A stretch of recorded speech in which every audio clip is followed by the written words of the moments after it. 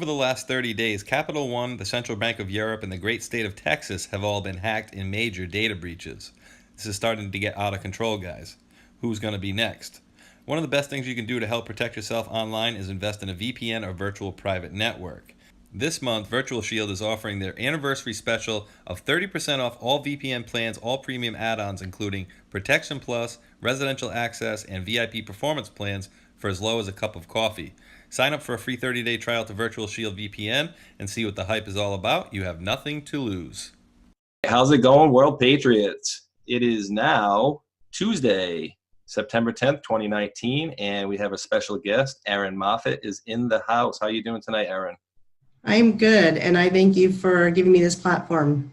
Oh, no, absolutely. And, as soon as I heard the story of what had gone on, I just said, man, that is something that needs to get out, and people need to be aware of the tricks that they're playing, because I think that was a real nasty trick. And, we'll get into that and whatnot. But, these people need to be held accountable for what they've done. So if you want to, take it from the top and tell the story on how it started. I know you got some slides. You want to share your screen. You're absolutely welcome to do so.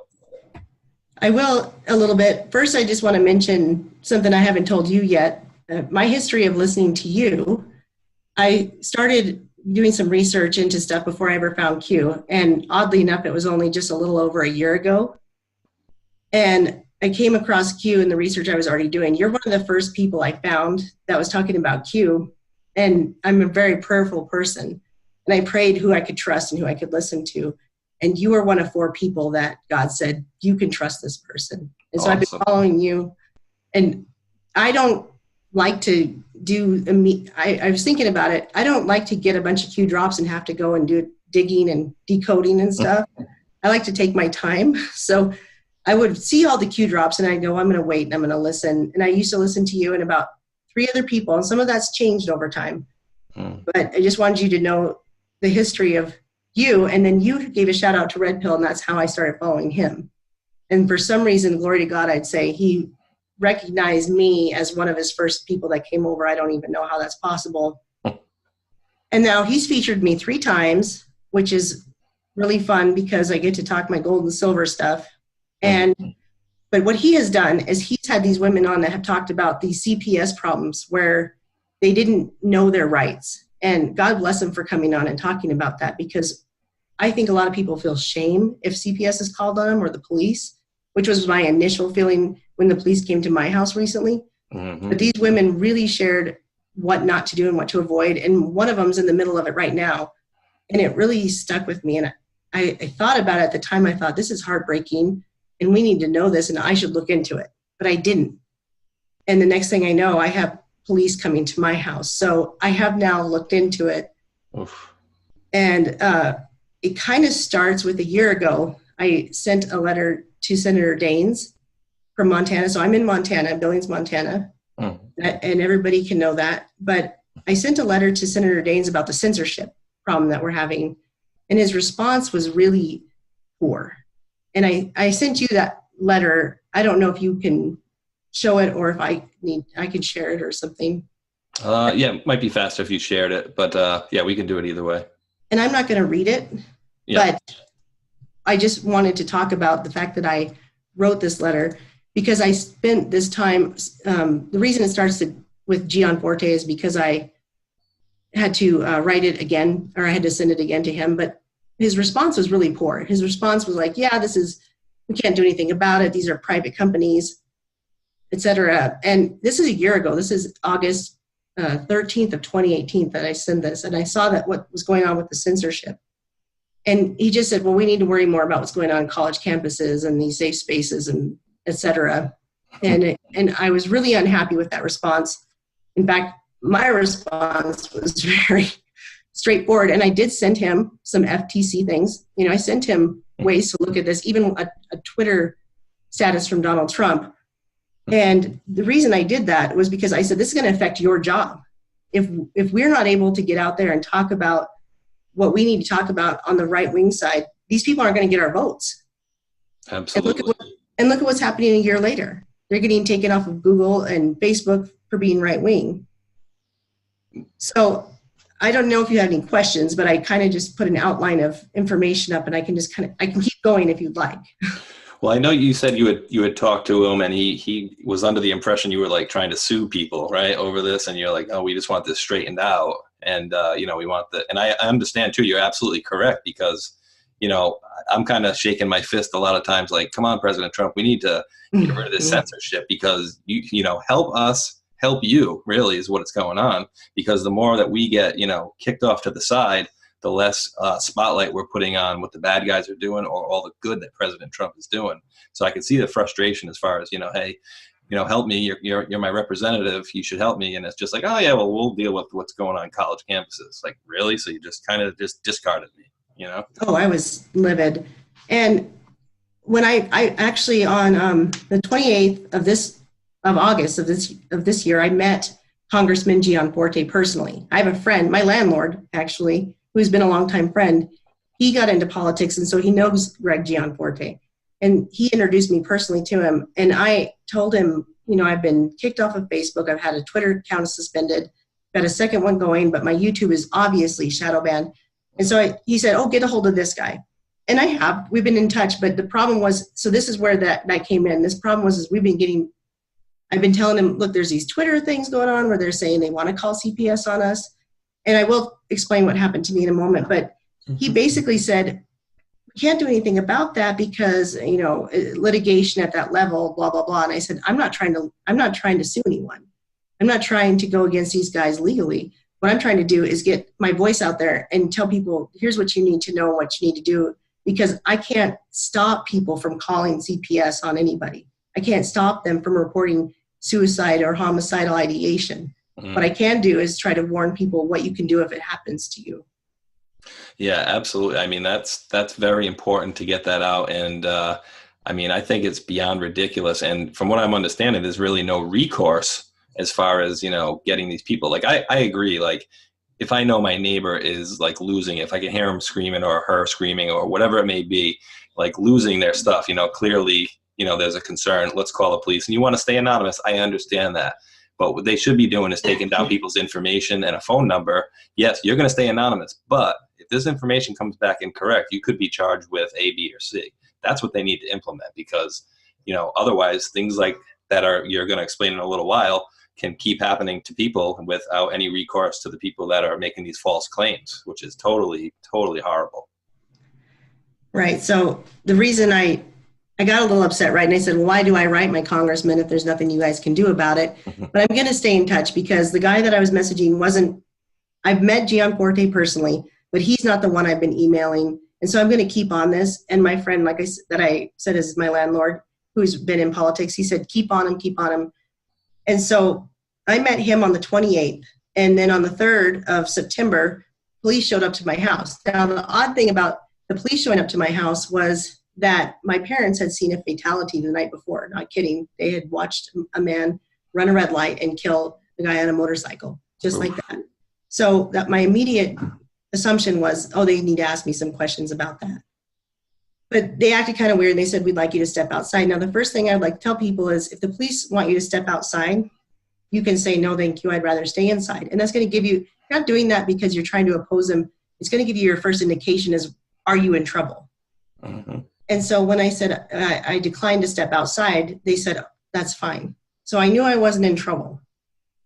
And I could tell that the way they were behaving, it wasn't about the fatality. But I asked just in case, I said, is this the fatality my parents witnessed? And they said, no, we just, is this where you live now? And I'm going to talk about that later too, that they didn't know how to find me because I was able to pull my information. Now, I'm in Billings, Montana.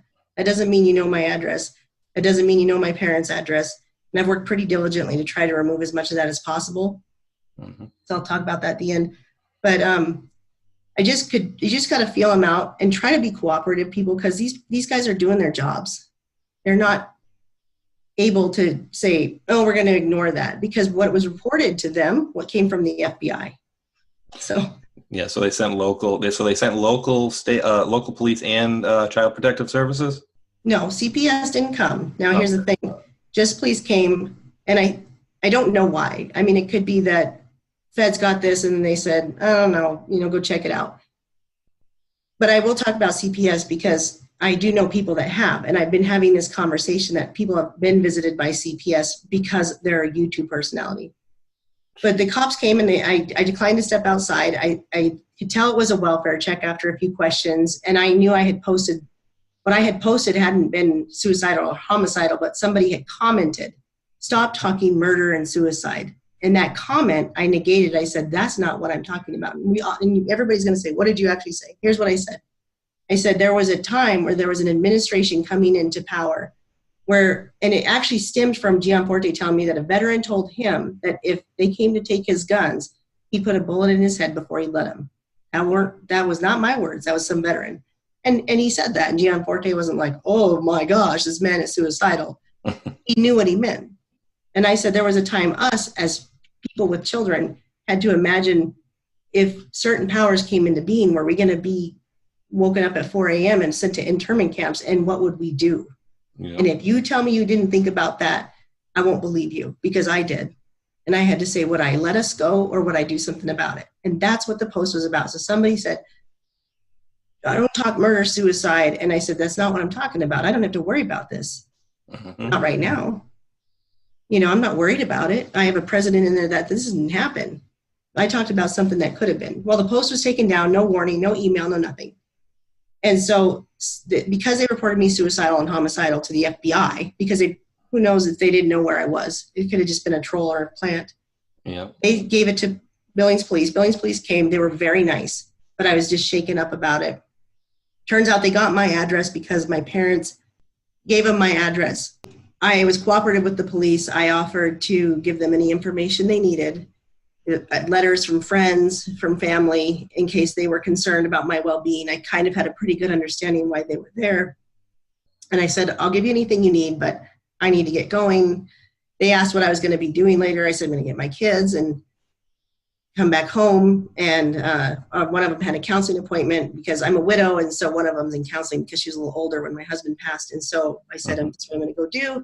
And I went to kind of close the door halfway, and they didn't stop me. And the guy just kind of looked like this. He was kind of like, like, okay. And so I said, "Okay, have a nice day." And I shut the door. Now my heart is racing a million miles a minute. And I just stopped and I prayed the full armor of God from Ephesians, which is exactly what you just showed with God's guy. That's exactly what I prayed. And I said, "God, if this is something really bad, I know you'll make good from it. And just let me trust you."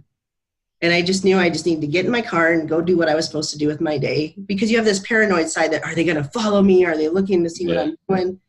And then you have this, like, I just need to go do what I'm doing. So I did go get in my car. They were talking. Now, I live in an area of town where they kind of are a lot. It's the south side, is on the other side of the tracks. But I live in a really nice neighborhood.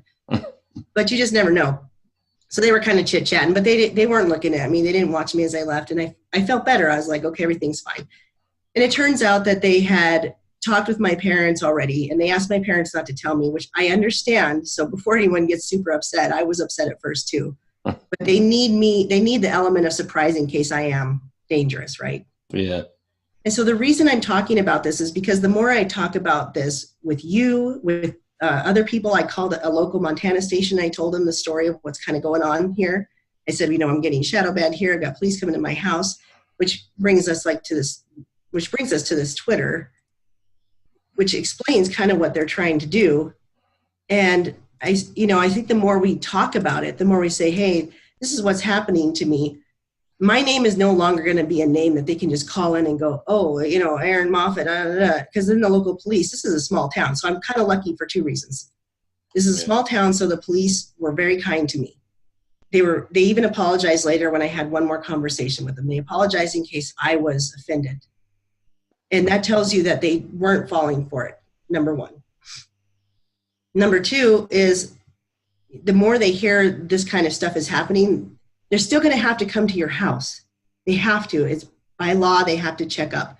But it's not going to have the power these people wanted to have. Like this Antifa person who says, I'm going to call in. I just called my neighbor that he's abusing his daughter. And oh, by the way, you don't need any evidence of anything. They'll check up on it, CPS or police. And that's true. They have to, by law, check up on it. And so it's not going to stop. I can't tell you how to prevent it. I'm not going to tell you, you can write your congressman, but from what I understand, they look at it as a litigation situation. But if it's not a litigation situation and you're just trying to be heard because we're being shadow banned, and this is what I said to Gianforte, I said, this is your job. How are you going to get voted in if we can't be heard? How are you going to get the things that you normally do, the way you advertise, if we can't be heard? And I want people to know what to do. Yeah, help us. You know, we discussed this earlier. Help us, help you. Like I'm always talking about, you know, President Trump needs to do something, you know, about this shadow banning and the censorship, because I feel like if he doesn't get a full support, or the public at large doesn't get to see all the good things he's doing and all the bad things that the bad people are doing, it's going to hurt his chances of getting reelected. Now, I have full confidence that I think he will get reelected, but I mean, if it keeps going down this path, it's going, you know, it's slanting way more towards the bad guy side. And I think this is, you know, it really puts a pit in my stomach, because I just think, you know, what they should be doing is okay, you want to report somebody anonymously, that's fine, but we do have your phone number and we're going to take your name. It will stay anonymous. But if it turns out to be a fake or a bogus call, you will be charged with A, B, or C. They need to do something like that. But I do find, you know, I find what your congressman, you know, said kind of disconcerting as well. Like, oh yeah, well, we'll deal with the college campuses and whatnot. And like your landlord said, stay on him, because you would imagine that these congressmen probably have people coming up to them all the time, like, hey, help me with this, help me with that. And it's probably their job to initially brush people off. But if you're steadfast and you keep coming back and let them know you mean business, you know, I'm not going away until you do something about this type of scenario. You know, that's what I think maybe would be the right course of action as far as how he goes anyway. Right, and I agree. And just to clarify, the first one was Senator Daines, and so it was two different congressmen. But yeah, I said the same thing to the second congressman. I said, what are we supposed to do if we can't get anything done by writing you and calling you? We're told to call our congressman. However, that's why I'm going to keep on him. He didn't say, it wasn't the congressman that said he couldn't do anything the second time around. The first time around, yeah, it was Senator Daines, and I totally hold him accountable. And I really hoped that as he was flying in with President Trump to do a rally here in Montana, because it was really hitting the fan at that point, I hope he was sitting there going, oh yeah, that one gal wrote me an email about this. But I bet he wasn't, because he probably wasn't even the one to respond. I assumed that he probably had some underling respond. So what I've been doing to try to get heard is I also called a local Montana radio station. This man, Aaron Flint, he runs the Right Wing Montana talk show, and it's right before you have your Rush listeners. So these are the Rush listeners. I called this guy. I got on right away. Glory to God, I'm going to tell you that right now. I didn't expect it. Called out of the blue, driving my landlord's truck because I'm helping him work on a house. And he says, take these batteries. And he's got this station tuned in. And so I call him, and I got right in, and I said, look, you know, this is what I'm dealing with, because Diamond and Silk are coming to Billings, Montana, I think this coming weekend, or they just came. No, they're coming this coming weekend. Cool. And so maybe you can get a little word to them if you can bump into them. I doubt it, because I didn't realize they were coming, and I don't have tickets or a babysitter. But you never know, right? Because this guy does. He talked to them personally, had an interview with them, and he did say to email him more information. And then I followed him on Twitter, and he followed me back. And so the more my name gets out there, this isn't for me to get, you know, a name out there. It's the more that I get my name out, the people are going to get calls or whatever, and they're going to go, okay, well, we got to check on it. But, you know, Erin, we know what she's doing. We've already checked her out. We've already checked her out. There she is. So this is another way to handle. I know it sounds hard for some people, because I'm not saying you have to have a YouTube channel to do this, but if you call and write your congressman and you bug them and call the local radio people that are right wing and tell them, and then you try to share it on your social media if you haven't and you haven't been kicked off, and then know your rights. Know your rights when they come. And know that they could come, and don't doubt it like I did. I took a little too long to wait to look into this when I heard Red Pill having these people on here before. But I don't know that we can stop these people, but the best thing is to know your rights. I think this particular website, it's parentalrights.org. It seems to have some good information. I didn't do huge digging into who they are. I mean, everybody can go, oh, that's a really messed up logo. It's very Illuminati looking. And I do that too a little bit. So, but what they did do is they said, understanding state laws and court precedent. And you can look at any state and you can say, does the state have a statute that defines and protect parental rights well? And if that's a no, you're going to want to know, how's it going to go in courts for you in the court? Like, are the parental rights protected with strict scrutiny in the courts once it gets to the courts? yes, no, or unclear. Now, the reason I'm mentioning this is because it shouldn't hopefully get to court. But if it does, you should know what you're up against. And I'm in Montana, and so we don't have a real good parental, none of them do have a good statute that defines how to protect our parental rights, which is crazy. Mm-hmm. But in the courts for us, we'll do well, right? So I'll do well if it comes to the courts. What I want people to know is you don't have to let anybody into your house. You are not required by law at all to let CPS into your house, even if they have a police officer. Yep, they need basically we need a warrant to enter your house. And I think what you did was absolutely correct. You know, you're being polite, and when they offer, hey, could you step outside? Because that's what police officers do. They like to separate you from basically your security, because at that point, once they step outside, they could be like, all right, handcuffs, boom, see you later. And they could separate you from your children, and you may never see them again. From some of these horror show stories I've heard, I mean, it breaks my heart. I mean, I don't know what I would do if that had happened. But, you know, I'm hearing these people are being separated from their children to never see them again or not see them in years. And it's just out of control. Yeah, so that's why you don't let them in. And yeah, you don't have to go outside. Now, here's the thing is if you are in trouble and you're going to be under arrest, they'll tell you to step outside regardless. Yeah, they'll make you. If you have a reason that you need to step outside, they're going to make you step outside. Now, if you don't, and I give all the glory to God. I don't deal with police on a regular basis, but something told me I don't need to step outside. That doesn't sound right to me. And I think that was the Lord. So you don't, even if it's CPS, you don't have to let them in your house. Even if they have a police officer, every state's the same. You get a 72-hour, what's called an emergency hearing, and the judge has to sign off on it. Now, if you don't show up for that hearing, that's on you, and then they can come and go into your house without your permission. What I would say is if CPS, again, be polite. If they come to your house, say, it's not convenient for you to come into my house right now, but I appreciate your concern, so I'd like to make an appointment. I'll call and do that tomorrow. And you can do that. And now you're being cooperative. Because if CPS puts you as uncooperative, probably not a good thing. Yeah, definitely. So yeah, you want to go about it in the friendliest of manners. I mean, Miss Moffett, would you like to step outside? No, beat it. I'm busy. You know, then you're confrontational, and then you know why they came there originally. They might say, hey, well, she is kind of acting erratic. You know, air quotes, erratic, and you know, at that point, they may do anything they can just to do what they really came for. You know, if you were in a situation where you were dangerous or whatever, they were going to take you and probably put you in a funny farm, or something to that effect. And, I understand wanting to defend your rights, and I get defensive too, but you have to just try to understand they're doing their job, and that you would have had to do the same thing by law. Even CPS by law has to come by. But that doesn't mean they can come into your house. And if they try to bully you, definitely don't sign anything. Don't sign anything. If they give you a piece of paper, it's like, oh, don't worry, you're not in trouble if you sign this. You're already not in trouble. You have to go to court first or completely ignore your court date before they can ever do anything to take your kids out of your home. Yeah, I mean, especially if you know that you haven't done anything wrong, and you're not volatile, and you're not, giving anybody any impression that would make them send somebody to your house. So you have to kind of know the situation. But I could see, Erin, too. I could see like a worst case, this wouldn't be worst case scenario. Obviously, getting removed from your children would be. But let's just say, for example, I was arguing with my wife, all right? And somebody called on me.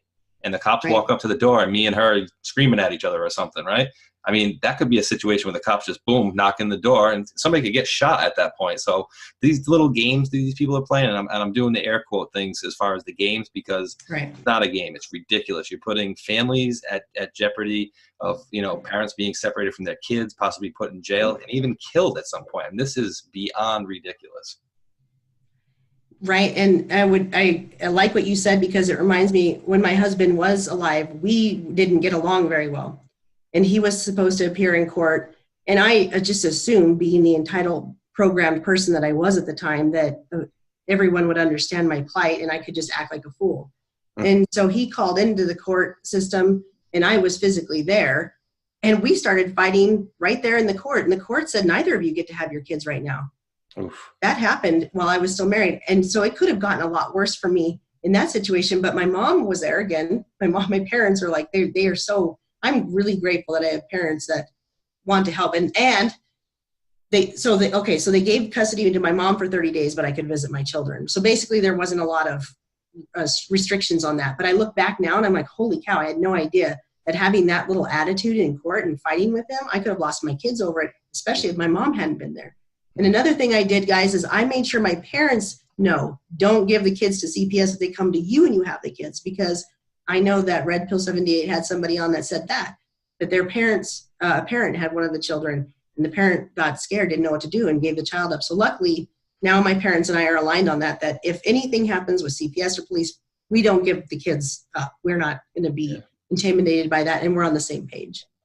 Absolutely. I mean, yeah, because, and that's something that they work on too. I mean, it seems like the officer that had dealt with you seemed to be kind and had apologized later on, but unfortunately not all of them are like that. And, you know, a lot of these people are out there looking to make a name and get the big arrest and whatnot. So I could see them, you know, swaying things and looking for any reason, those type. And I know you know what I mean by like, yes, those gung-ho type of officers, but yes, it's good to be honest. I'm very lucky. Yeah, I live in a red state. That doesn't mean it was a red cop, but it turns out that he was very nice. When he spoke to my dad had a Trump 2020 flag just like this, right behind his head as they were talking. Nice. My dad said, Erin could have said anything, and somebody could have called, and the officer said, yeah, I know. So my dad, the reason they didn't tell me, my parents, was one, they were told not to, and they were trying to comply. But they also kind of knew that there was probably nothing serious. Of course, they prayed, but they were a little bit nervous, but they kind of knew. And I think it's good that they didn't. In the future, they will, because I'm not suicidal and homicidal. But in the future, they'll tell me, because the nice thing about this was, since I didn't know, the officer believed everything my parents told him. That's good. And I'll tell you, the police had a really hard time finding me. They told me about this, and here's why. I take a lot of my information off the internet as much as possible. And this is just one instance. It's this White Pages free and premium opt-out. The police even informed me, they said, sorry, we would have come over sooner, but we had a really hard time finding you. Now, even after talking to the parents? Well, my parents were the reason they found me. Oh, okay. Because my parents were compliant, and they agreed to tell them where I lived. Now, generally, would they have gone to your parents first, or just for the fact that they were looking for you? No, they were finding any other reason to find me without having to go to my parents, but they could only find my parents' address, current address, and information. Oh, okay, I see. Yeah. And so this is a good thing, right? Not saying that you're hiding, but the nice thing is you're hiding out from hackers and creeps. Mm. So there's a lot of websites. My Life is the first one I'd recommend getting your information off of. But White Pages is another big one. There's like SPACESH0T76, and I mean, there's a million of them. And I'm sorry to say that I spent about 2 hours one day doing this, and I update it on a regular basis. So it takes time, you guys. You have to sit down and take the time to do this. But I'm so grateful I did, because sometimes I think this didn't happen for me to know how good of a job I did. It happened, but God makes good from bad. And now I can tell you guys with more urgency, get your information off the internet. You do these opt-out things, just do My Life opt-out, White Pages opt-out, SPACESH0T opt-out, whichever ones you can think of, and then do an internet search for some of these articles will tell you which pages are the top searches. But then as you keep searching your name, do a Google search of your name, not a DuckDuckGo. You need to do an actual Google search of your name. And then do DuckDuckGo, and then find all the weird, obscure ones, and opt out of everything. Sometimes you have to call, sometimes you have to email, and sometimes it just does it immediately with a click of a button. But you got to do it so that you can get your personal address and phone number off the internet. Yeah, I mean, and, you know, people wonder why I don't show my face or I don't use my name. I mean, Erin right here uses her own name. So how hard was it for somebody to call the FBI and say, Erin Moffett, you know, is the da-da-da? They're going to say, hey, SPACESH0T is this or that. It's like, who's SPACESH0T, you know, like, or whatever. So that's the main reason, you know, besides we've had people in our movement, you know, pass away under pretty weird circumstances. A lot of different scenarios. So, I mean, I'll feel comfortable showing my face once I know all the bad guys are behind bars. Plus, I'm hideously ugly, so that's another reason why I don't show my face. But you know, but in all seriousness, that's why I don't show my face or my name, because there are people out there that would do anything they can. You know, if I show my face, boom, all right, well, you have hackers out there who'll go into the DMV and find your picture, and then now they know your name, and now they can report you, or worse, right? Right. And so the reason I'm doing this, because I have put my name and face out there and I don't regret it, I'm doing this so that you guys no, we can take the power out of their hands. They won't have the power to do this if you know your rights. You don't have to put your name and face out there. That's all I'm telling you to do. But I'm just trying to little by little take away the power that they have. And the reason I started my YouTube in the first place is I used to have a logo, and I still have it, but I had a computer glitch and I had to get a new computer, and because it was a virus, everything was infected, including all my images and everything. Wow. And so the logo is kind of gone, but one of the first logos I ever did was bringing back power into your life, because when they tell you you lose power, you don't lose power, guys, you lose electricity. Don't let them take your power. This is not how it should be. They should only be, our electricity goes out, we should know what to do once in a while. We should know how to do for 6 hours. We should know how to live for 6 weeks, even 6 months, as Q had said at one time. I mean, if we're Q followers, are we going to listen to that? So this is that one, bringing back power into your life. And that was a big deal to me, that I wanted people to stop saying, I've lost my power. You've lost your electricity. And so this is me trying to take the power out of their hands and knowing your rights. And I'll just, so when Bill Smith went missing, Yep. I was messaging you. I wasn't messaging you. I was commenting on your stuff constantly. And I said, where's Bill Smith? Where's Bill Smith? And you're like, you finally did a video. You're like, you guys, I don't know who he is. I don't know him. I didn't. And he's gone off the radar again. And just so anybody might be wondering, I don't know if you end up hearing what really had happened to him, but I mean, I'm not like he's never told us. Yeah, I'm not really like killing, because I talked to him on the phone for a couple hours the last time before he basically went silent the next day, or a couple days after, and he was kind of saying, "Oh, what do you think about this QAnon movement?" And I was like, "Bill, what's the deal?" I said, I already talked to you last year. I know your name's not Bill Smith. I said, while you were gone, people were sending me obituaries of people named Bill Smith. Like, you have no idea. I said, what happened? So basically, long story short is he had did a live stream or a video with Cappy. And when he did, he had used one of his friend's phones, and rather than the burner phone that he uses for online or whatever. So long story short, this is what he told me, that he had gotten a message left on his vehicle of a picture of his girlfriend shopping.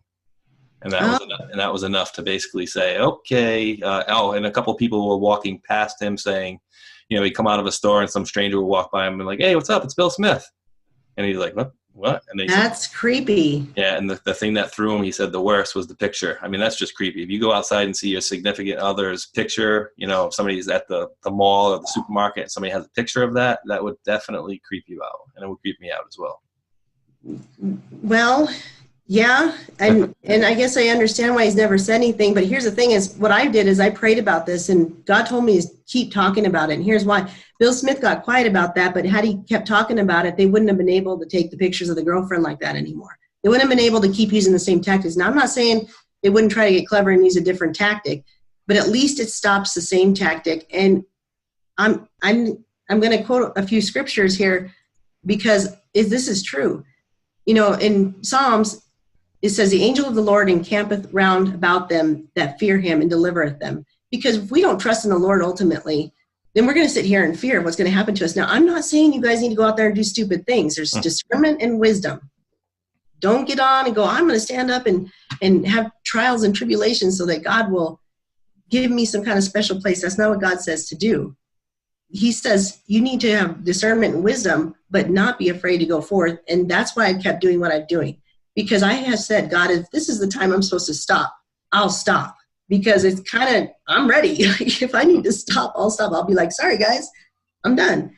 Because I am putting myself out there every day.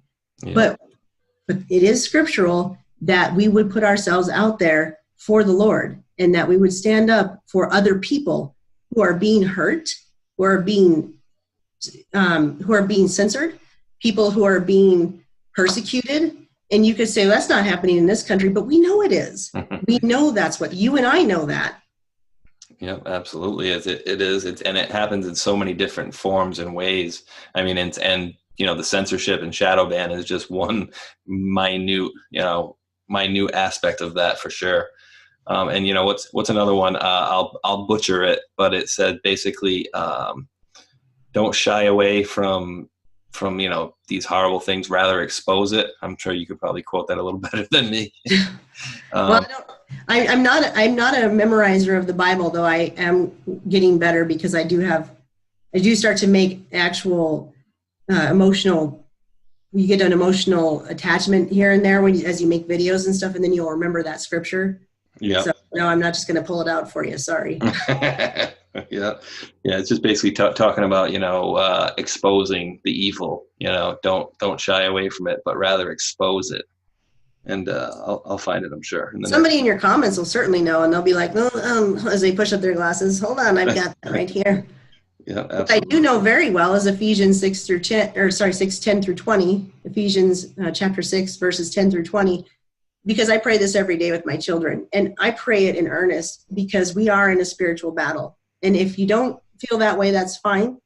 But this is exactly how I feel because I've been having quite a few attacks more recently, not just the police, and some of them are small and some of them are big, but I've weathered them very well. And that's because I pray the armor, and this full armor is a spiritual armor. It talks about putting on physical armor, but I've done a video myself just to give myself a nice little, plug, shameless plug. The thing is, this kind of armor can really protect you because we are in a spiritual battle. This is something that we are facing every day, that there are people that will cast spells on you. There are people that want to hurt you and they want you to suffer for it. They want you to go through trials and tribulations that you wouldn't even know you could ever go through. But if you put the armor on that this tells you in Ephesians, you'll be mostly protected. It doesn't mean you're not going to get hit, knocked down, and hurt sometimes, but you'll recover better. You'll weather these storms a lot better. It's a foundation that you can't be knocked off of. You won't be building your house on sand. You'll be building your house on rock, and it will be solid to weather all storms. Yeah, and Q had posted that, I want to say 3 to 5 times, putting on the whole wardrobe, the whole armor of God. And, as we see President Trump, receives a helmet from Joey Logano and receives a sword from the Saudis. And I kind of liken it to that, even though we know it's a non-physical armor of God, but he was receiving the actual physical, I guess, representations of that. And just while I have it up so I don't forget, while you're on Ephesians 5, it's 5:11, do not participate in the unfruitful deeds of darkness, but instead even expose them. So I think that's very, very telling, and it's kind of, it's scriptural to basically do what we're doing here, right? I mean, to expose the bad deeds of others and not let them get away with it. Did you say 5:11? Or yeah. Yep. Yes. Yep. Yes. Have no fellowship with the unfruitful works of darkness, but rather, yes, reprove them. And that is why you'll see people say, like, I rebuke this, but in God's name. I don't rebuke it in my name. I rebuke it in God's name. Let God do the work. And that's why we sit here and we say, who's going to do something about this? Well, who is going to do something about it? Are we going to bring dark to light? And is Q bringing dark to light? Yeah, in a lot of ways. A lot of people are getting into that and seeing things they had never seen. So I'm grateful for it. God bless it. And what I would say is we have to do that too. We have to do that too. Absolutely. And, it seems like, we know, I believe personally anyways, that Q plus is President Trump. People have different thoughts on that, but I'm with you. Yeah. And in the beginning, I go back to the Kim Clement prophecies talking about Trump. He will become a trumpet. He will go in the office, lukewarm, and I will fool the people. And basically he will be shouting my name. And we know he holds Bible studies at the White House. I think it's once a week, but I think it's definitely telling, and it's great to see where we have somebody of morals, even though he may not be a perfect person. But who is really? I'm not. None perfect. of us. We all have a history, and that's what some people are afraid of too. So that's another reason you can get your information off the internet, because now people can't find your public records. They can't just pay and do a background check on you. And so, but we all do. We know he's running those circles. There's no way he hasn't run in those circles, but he was sober running in those circles. That's a big difference. Yeah. And by all accounts, go ahead. Go ahead. I was just going to say, by all accounts, he didn't participate in any of the, underage girls and stuff. And that was by Virginia Giuffre. So, we know he doesn't take drugs and drink and all that stuff. And, it's great to see somebody of his standing being in there, because, he used to do this and, who didn't used to, do things that they look down on now. Like I've done things when I was 18, 19 that I don't even know how I did this or that or the other, you know? Well, and scripturally, King Cyrus was not a man of God, but as soon as he stepped into his position, he was. The Holy Spirit was put on him, just like it could be for President Trump. And I trust God's plan first. I don't believe that I have to trust Q's plan, but I trust God's plan. And if Q is part of that and President Trump is part of that, then I do trust it. So trust God first, and then the rest will come. Yeah, absolutely. Keep God first and foremost would definitely be the right way to be. And, you know, that's definitely a great story that you just gave them basically. And I think it was good schooling on how to handle these people, you know, these people, I always say it like that. If, you know, if the situation were to come to them, and I really think you did a good job at breaking it down. Was there anything else you wanted to add to that? No, that's everything I've got. Well, I do really appreciate you, you know, coming on and, you know, bearing your story to us, because a lot of people may be embarrassed or whatever. And I know you're not like that, and you're, you know, outward as far as giving the information. I really do appreciate that, because I found it was a story that really gave me a pit in my stomach that I couldn't see that happening to people. And I think a lot more people needed to see this. And so I do really appreciate you coming on to the show here. And you're obviously welcome back anytime at all. I want to say thank you, because ultimately you gave me a platform. I've been trying, like, as I said, and I'm going to say it one more time, because I think sometimes you hit people after you say things 3 times, but we need people to know it's not about me. It's not about you. This is about helping everybody handle a situation and getting that reach. And it's really hard to get the reach with all the shadow banning and stuff. So if you have someone like you say, I've got that reach, I built that reach, and give us a platform to say an important message, I'm eternally grateful. Thank you so much.